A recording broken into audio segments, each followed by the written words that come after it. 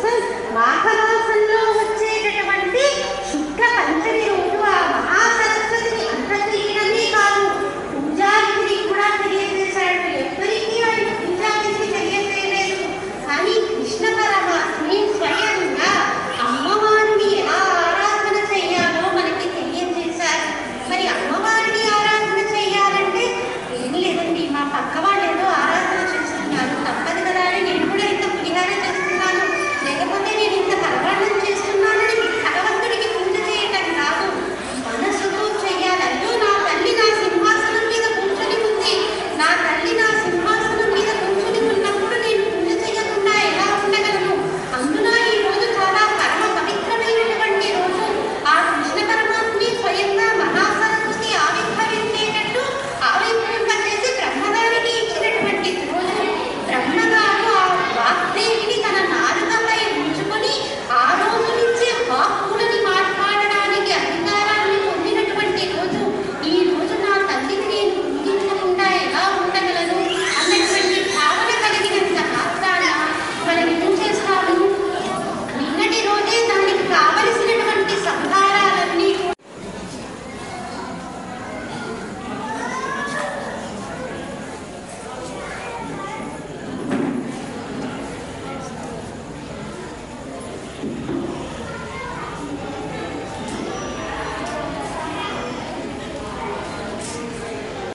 మీరు మోక్షాన్ని పొందుతారు. ఎందుకంటే ఈ జన్మ మానవ జన్మ ఎన్నో కోట్ల జన్మల తర్వాత కానీ మనకి ఈ మానవ జన్మ రాదు. వచ్చినటువంటి ఈ మానవ జన్మనే మనం సార్థకం చేసుకోవాలి. అంటే మళ్ళీ మళ్ళీ ఇక జన్మ ఎత్తకుండా చేసుకోవలసినటువంటి జన్మ ఈ జన్మే. ఎందుకంటే మళ్ళీ వచ్చే జన్మలో ఒకవేళ జన్మంటూ ఉంటే ఏ జన్మ ఎత్తుతామో తెలియదు. ఒక పుట్టగా పుడతాము, పిల్లిగా పుడతాము, లేకపోతే దివ్యంగా ఏ పురుగులుగా పుడతామో మనకి తెలియదు. కాబట్టి మనము ఎత్తినటువంటి ఈ జన్మని సార్థకం చేసుకోవాలంటే ఆ తల్లి యొక్క పాదాలని పట్టుకొని మనస్ఫూర్తిగా మనము ఆ తల్లిని ధ్యానం చెయ్యగలగాలి. అలాంటి స్ఫురణ కలగాలి అంటే ముందుగా మన మనస్సులో ఆ తల్లి యొక్క చిత్తరువుని మనం నిర్మించుకొని తీరాలి. మరి ఆ తల్లి దేని మీద కూర్చొని ఉంటుంది? సహస్ర కమలం మీద కూర్చొని ఉంటుంది. అంటే సహస్ర పత్రాలతో ఉండేటటువంటి తెల్ల కలువ పైన కూర్చొని ఉంటుంది. మరి ఎన్నో పుష్పాలు ఉన్నాయి కదండి, ఎన్నో పుష్పాలు ఉన్నప్పటికీ కూడా సరస్వతీదేవి ఎందుకు తెల్ల కలువ పైన కూర్చోవడం, తెల్ల కలువ పైన కూర్చోవడం ఎందుకు అన్నటువంటి ఆలోచన కలిగినంత క్షణంలో మన శరీరంలో కూడా అనేక చక్రాలు ఉంటాయి. మనం ఏ పని చెయ్యకుండా జడంగా ఉన్నామనుకోండి, ఆ చక్రాలేవి కూడా పనిచేయవు.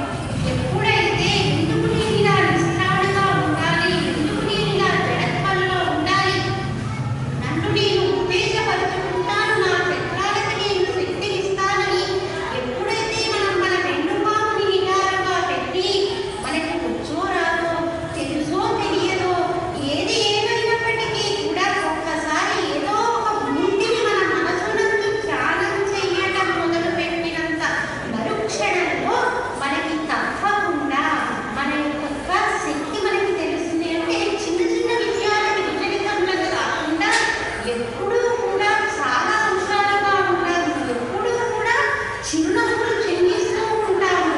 అలా అంటే మన దేహంలో ఉన్నటువంటి మూలాధార చక్రం నుంచి శిరస్సుపై ఉన్నటువంటి సహస్రార చక్రం వరకు ఎప్పుడూ దాన్ని యాక్టివేట్ చేయడం అంటూ ఉంటారు చూడండి. ఎప్పుడూ దాన్ని పనిచేస్తూ ఉండేటట్టుగా చేయాలి, నిష్కరణగా ఉండేటట్టు కాకుండా. మరి దానికి